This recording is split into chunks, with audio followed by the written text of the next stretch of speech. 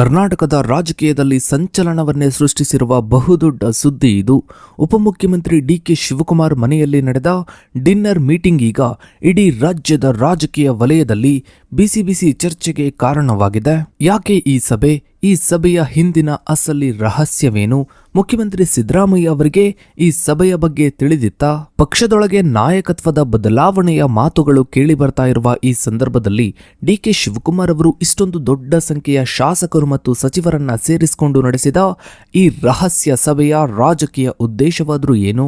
ಈ ಡಿನ್ನರ್ ಮೀಟಿಂಗ್ನಲ್ಲಿ ಚರ್ಚೆಯಾದ ಪ್ರಮುಖ ವಿಷಯಗಳೇನು? ಸಭೆಯಲ್ಲಿ ಭಾಗವಹಿಸಿದ ಶಾಸಕರು ಮತ್ತು ಸಚಿವರ ಸಂಪೂರ್ಣ ಪಟ್ಟಿ ಯಾವುದು ಮತ್ತು ಡಿಕೆ ಶಿವಕುಮಾರ್ ಅವರ ಮುಂದಿನ ಮಾಸ್ಟರ್ ಪ್ಲಾನ್ ಏನು? ಇದರ ಬಗ್ಗೆ ಒಂದು ವಿಶೇಷ ವರದಿ ಇದೆ, ಬನ್ನಿ ನೋಡ್ತಾ ಹೋಗೋಣ. ಸ್ನೇಹಿತರೆ, ರಾಜ್ಯ ರಾಜಕೀಯದಲ್ಲಿ ಸಿಎಂ ಸಿದ್ದರಾಮಯ್ಯ ಮತ್ತು ಡಿಸಿಎಂ ಡಿಕೆ ಶಿವಕುಮಾರ್ ಅವರ ನಡುವಿನ ಅಧಿಕಾರ ಹಂಚಿಕೆಯ ದ್ವಂದ್ವವು ಇನ್ನೂ ಬಗೆಹರಿದಿಲ್ಲ ಎಂಬುದು ಬೆಳಗಾವಿ ಚಳಿಗಾಲದ ಅಧಿವೇಶನದ ಸಂದರ್ಭದಲ್ಲಿ ನಡೆದ ಕೆಲವು ಬೆಳವಣಿಗೆಗಳು ಸ್ಪಷ್ಟಪಡಿಸುತ್ತವೆ. ಬೆಂಗಳೂರಿನಲ್ಲಿ ಕಾಂಗ್ರೆಸ್ ಪಕ್ಷದ ಹೈಕಮಾಂಡ್ನ ಒತ್ತಡದ ಮೇರೆಗೆ ಸಿದ್ದರಾಮಯ್ಯ ಮತ್ತು ಡಿಕೆ ಶಿವಕುಮಾರ್ ಅವರು ಸೌಹಾರ್ದಯುತ ಬ್ರೇಕ್ಫಾಸ್ಟ್ ರಾಜತಂತ್ರವನ್ನ ಪ್ರದರ್ಶಿಸಿದ ನಂತರವೂ ಆಂತರಿಕ ಸಂಘರ್ಷವು ಸೂಕ್ಷ್ಮವಾಗಿ ಮುಂದುವರೆದಿದೆ. ಡಿಕೆ ಶಿವಕುಮಾರ್ ಅವರು ಅಧಿಕಾರ ಹಂಚಿಕೆಯ ಒಪ್ಪಂದವು ಕೇವಲ 5ರಿಂದ 6 ಜನರ ನಡುವಿನ ರಹಸ್ಯ ಎಂದು ಸ್ಪಷ್ಟಪಡಿಸಿದ್ದಾರೆ ಮತ್ತು ಇದನ್ನು ಸಾರ್ವಜನಿಕವಾಗಿ ಬಹಿರಂಗಪಡಿಸುವುದರಿಂದ ಪಕ್ಷಕ್ಕೆ ಮುಜುಗರವಾಗಬಹುದು ಅಥವಾ ದುರ್ಬಲಗೊಳ್ಳಬಹುದು ಎಂಬ ನಿಲುವನ್ನ ತಾಳಿದ್ದಾರೆ.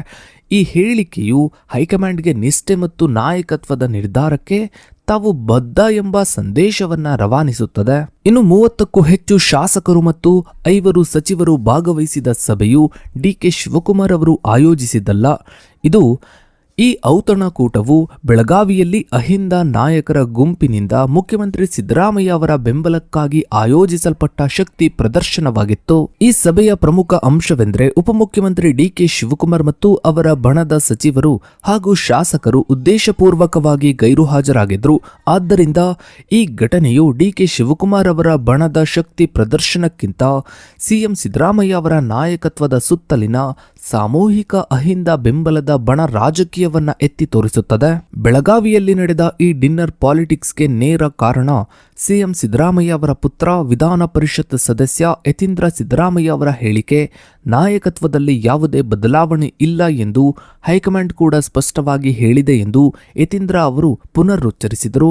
ಈ ಹೇಳಿಕೆಯು ಸಿಎಂ ಮತ್ತು ಡಿಸಿಎಂ ನಡುವೆ ತಾತ್ಕಾಲಿಕವಾಗಿ ಏರ್ಪಟ್ಟಿದ್ದ ಒಪ್ಪಂದವನ್ನು ಉಲ್ಲಂಘಿಸಿದೆ ಎಂದು ಡಿಕೆ ಶಿವಕುಮಾರ್ ಬಣದ ಸದಸ್ಯರು ಅಭಿಪ್ರಾಯಪಟ್ಟಿದ್ದಾರೆ. ಯತೀಂದ್ರ ಅವರ ಈ ನಿರಂತರ ಹೇಳಿಕೆಗಳು ಕಾಂಗ್ರೆಸ್ ಮನೆಯಲ್ಲಿ ಮತ್ತೆ ಕಂಪನವನ್ನ ಸೃಷ್ಟಿಸಿದ್ವು. ಸಿಎಂ ಬಣವು ತಮ್ಮ ನಾಯಕತ್ವದ ದೃಢತೆಯನ್ನು ಸಾಬೀತುಪಡಿಸಲು ಈ ಔತಣಕೂಟವನ್ನು ಒಂದು ವೇದಿಕೆಯಾಗಿ ಬಳಸಿಕೊಂಡಿದೆ. ಕರ್ನಾಟಕ ಕಾಂಗ್ರೆಸ್ನಲ್ಲಿನ ನಾಯಕತ್ವದ ಸಂಘರ್ಷವು ಕೇವಲ ವೈಯಕ್ತಿಕ ಘರ್ಷಣೆಯಲ್ಲ, ಬದಲಾಗಿ 2 ಸ್ಪಷ್ಟ ರಾಜಕೀಯ ಬಣಗಳ ನಡುವಿನ ಸಾಂಸ್ಥಿಕ ವಿಭಜನೆಯಾಗಿ ಬೆಳೆದಿದೆ. ಈ ಬಿರುಕನ್ನು ಮುಚ್ಚಲು ಹೈಕಮಾಂಡ್ ಹಸ್ತಕ್ಷೇಪದ ನಂತರ ನಡೆದ ಬ್ರೇಕ್ಫಾಸ್ಟ್ ಸಭೆಗಳು ಕೇವಲ ತಾತ್ಕಾಲಿಕ ಉಪಶಮನವನ್ನಷ್ಟೇ ನೀಡಿದ್ವು. ಇನ್ನು ಹೈಕಮಾಂಡ್ನ ಸೂಚನೆಯ ಮೇರೆಗೆ ಕಾಂಗ್ರೆಸ್ನ ಉನ್ನತ ನಾಯಕರು ಬೆಂಗಳೂರಿನಲ್ಲಿ ಸೌಹಾರ್ದಯುತ ಉಪಹಾರ ಸಭೆಯನ್ನ ನಡೆಸಿದರು. ಡಿಕೆ ಶಿವಕುಮಾರ್ ಅವರ ಸದಾಶಿವನಗರದ ನಿವಾಸದಲ್ಲಿ ನಡೆದ ಭೋಜನಕೂಟದಲ್ಲಿ ಸಿಎಂ ಸಿದ್ದರಾಮಯ್ಯ ಅವರನ್ನು ಡಿಕೆ ಶಿವಕುಮಾರ್ ಅವರು ಅವರ ಸಹೋದರ ಡಿಕೆ ಸುರೇಶ್ ಅವರು ಆತ್ಮೀಯವಾಗಿ ಸ್ವಾಗತಿಸಿದರು. ಈ ಸಭೆಯಲ್ಲಿ ಮುಖ್ಯಮಂತ್ರಿಗಳ ಇಷ್ಟದ ಊಟವಾದ ನಾಟಿಕೋಳಿ ಸಾರು ಮತ್ತು ಇಡ್ಲಿ ದೋಸೆಯಂತಹ ಪದಾರ್ಥಗಳನ್ನು ಬಡಿಸಲಾಗಿತ್ತು.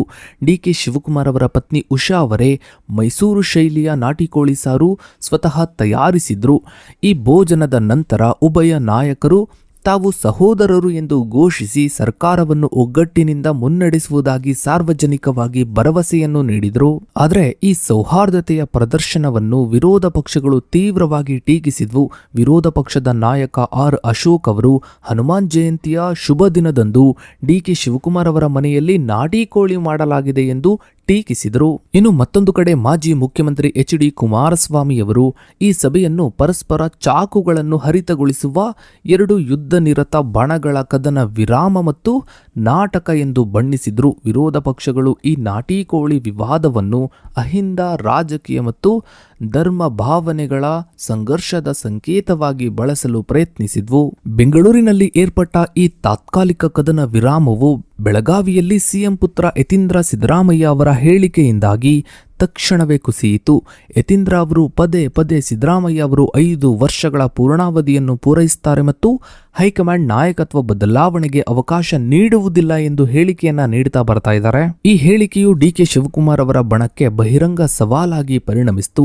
ಇನ್ನು ಮತ್ತೊಂದು ಕಡೆ ಡಿಕೆ ಶಿವಕುಮಾರ್ ಅವರು ಈ ಕುರಿತು ಪ್ರತಿಕ್ರಿಯಿಸಲು ನಿರಾಕರಿಸಿ ಇದಕ್ಕೆಲ್ಲ ಸಿಎಂ ಸಿದ್ದರಾಮಯ್ಯನವರೇ ಉತ್ತರವನ್ನ ಕೊಡ್ತಾರೆ ಎಂದು ಚೆಂಡನ್ನು ಸಿಎಂ ಅಂಗಳಕ್ಕೆ ಎಸೆದರು. ಇದರ ಮಧ್ಯೆ ಡಿಕೆ ಶಿವಕುಮಾರ್ ಅವರ ನಿಷ್ಠಾವಂತ ಶಾಸಕ ಇಕ್ಬಾಲ್ ಹುಸೇನ್ ಅವರು ಯತೀಂದ್ರಗೆ ತಿರುಗೇಟನ್ನ ನೀಡಿ ಯಾರಿಗೂ ಕೂಡ ವರಿಷ್ಠರ ಸ್ಥಾನವನ್ನ ತುಂಬಲು ಅವಕಾಶವಿಲ್ಲ ಎಂದು ಹೇಳಿ ಡಿಕೆ ಶಿವಕುಮಾರ್ ಅವರ ಬಣದ ಕೋಪವನ್ನ ವ್ಯಕ್ತಪಡಿಸಿದರು.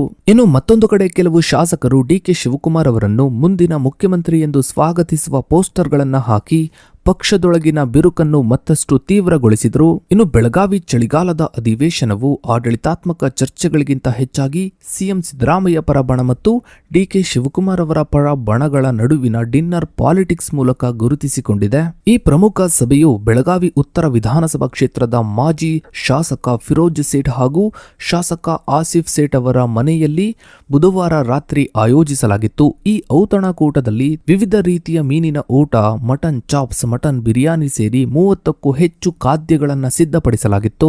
ಈ ಸಭೆಯಲ್ಲಿ ಸಿದ್ದರಾಮಯ್ಯನವರು, ಮುಖ್ಯಮಂತ್ರಿ ಸಿದ್ದರಾಮಯ್ಯನವರು ಖುದ್ದು ಭಾಗವಹಿಸುವುದರೊಂದಿಗೆ ಇವರ ಆಪ್ತ ಅಹಿಂದ ನಾಯಕರು, ಸಚಿವರು ಮತ್ತು ಶಾಸಕರು ಸಾಮೂಹಿಕವಾಗಿ ಪಾಲ್ಗೊಂಡಿದ್ರು. ಭಾಗವಹಿಸಿದ ಪ್ರಮುಖ ನಾಯಕರ ಪಟ್ಟಿಯು ಸಿದ್ದರಾಮಯ್ಯನವರ ರಾಜಕೀಯ ಶಕ್ತಿಯ ಕೇಂದ್ರವನ್ನ ಪ್ರತಿಬಿಂಬಿಸುತ್ತದೆ.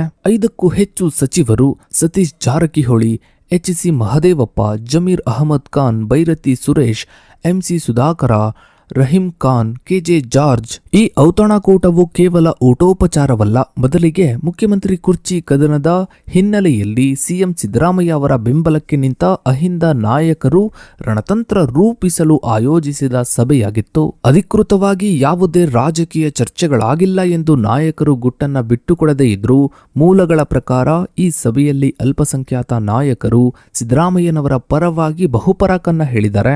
ಅಲ್ಪಸಂಖ್ಯಾತ ನಾಯಕರು ಸಿದ್ದರಾಮಯ್ಯನವರಿಗೆ ನೀವೇ ನಮ್ಮ ನಾಯಕ, ಅಲ್ಪಸಂಖ್ಯಾತರ ಪರವಾಗಿ ಇರುವ ನಾಯಕರು ನೀವೇ, ನಮ್ಮ ಜನ ನಿಮ್ಮನ್ನ ನಂಬಿ ಓಟನ್ನ ಹಾಕಿದರೆ ನಾವು ನಿಮ್ಮ ಜೊತೆ ಇರ್ತೇವೆ, ಮುಂದುವರಿಯಿರಿ ಎಂದು ಸ್ಪಷ್ಟವಾಗಿ ಬೆಂಬಲವನ್ನ ಸೂಚಿಸಿದರು. ಈ ಬೆಂಬಲದ ಘೋಷಣೆಯು ಅತ್ಯಂತ ಮಹತ್ವದ್ದಾಗಿದೆ. ಡಿಕೆ ಶಿವಕುಮಾರ್ ಅವರು ಲಿಂಗಾಯತ ಮತ್ತು ಒಕ್ಕಲಿಗ ನಾಯಕರ ಬೆಂಬಲವನ್ನ ಅವಲಂಬಿಸಿರುವುದರಿಂದ ಸಿದ್ದರಾಮಯ್ಯ ಬಣವು ತಮ್ಮ ಸಾಂಪ್ರದಾಯಿಕ ಅಹಿಂದ ಮತಬ್ಯಾಂಕ್ಗಳನ್ನು ಗಟ್ಟಿಗೊಳಿಸುವ ತುರ್ತು ಅಗತ್ಯವನ್ನು ಇದು ಸೂಚಿಸುತ್ತದೆ.